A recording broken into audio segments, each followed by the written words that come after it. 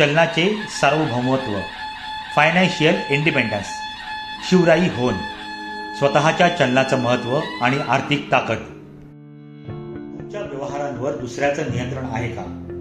छत्रपती शिवाजी महाराजांनी स्वराज्याचं शिवराई होन हे चलन सुरू करून आर्थिक गुलामगिरी संपवली.